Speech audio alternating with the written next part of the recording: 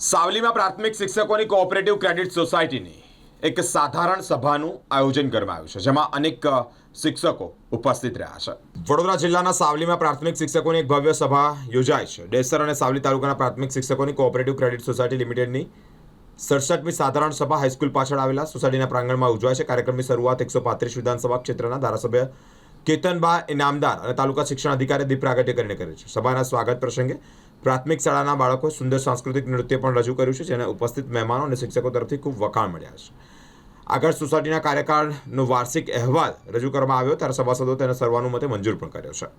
કાર્યક્રમ દરમિયાન ધોરણ 12માં ઉત્તમ માર્ક્સ મેળવનાર વિદ્યાર્થીઓને ધારાસભ્ય કેતન ઇનામદારના હસ્તે સન્માનિત કરવામાં આવ્યા છે અને પ્રોત્સાહન પણ આપવામાં આવ્યું છે. સાથે જ નિવૃત્ત થયેલા શિક્ષકોનું પણ સન્માન કરવામાં આવ્યું છે, જેના કારણે કાર્યક્રમને વધુ યાદગાર બનાવાયો છે.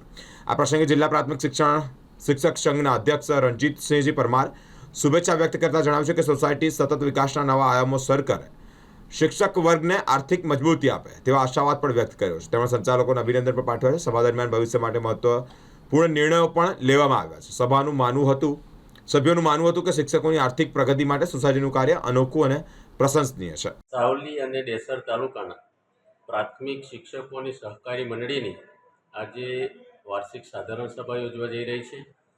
આ અગાઉ તારીખ 30ના રોજ વાર્ષિક સાધારણ સભા રાખવામાં આવી હતી, પરંતુ અતિશય ભારે વરસાદને કારણે મુલતવી રાખેલી સાધારણ સભા આજરોજ કરવા અમે જઈ રહ્યા છે. ત્યારે આ સાધારણ સભાની અંદર સમગ્ર વર્ષ દરમિયાન જે નાણાકીય લેવડ દેવડ થતી હોય એના હિસાબો દરેક સભાસદો સમક્ષ મૂકવામાં આવે છે અને દર વર્ષે અમે આ સાધારણ સભાની અંદરથી અમારી વચ્ચેથી જે નિવૃત્ત થતા હોય એ શિક્ષકોનું સન્માન કરવામાં આવે છે.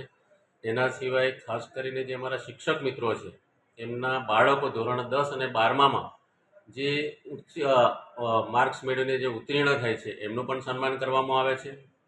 વર્ષ દરમિયાન કોઈ કર્મચારી અમારામાંથી મૈયત થતા હોય તો 10 લાખ રૂપિયા જેવી માતબર રકમ આપીને એના પરિવારને મદદરૂપ થવા માટે અમારી ક્રેડિટ સોસાયટી પ્રયત્ન કરતી હોય છે. આમ અમારા શિક્ષક મિત્રોના સહકારથી અમારી મંડળી અવિરત પ્રગતિ કરતી રહી છે. રણજીતસિંહ પરમાર, પ્રમુખ, સાવલી ડેસર તાલુકા ક્રેડિટ સોસાયટી.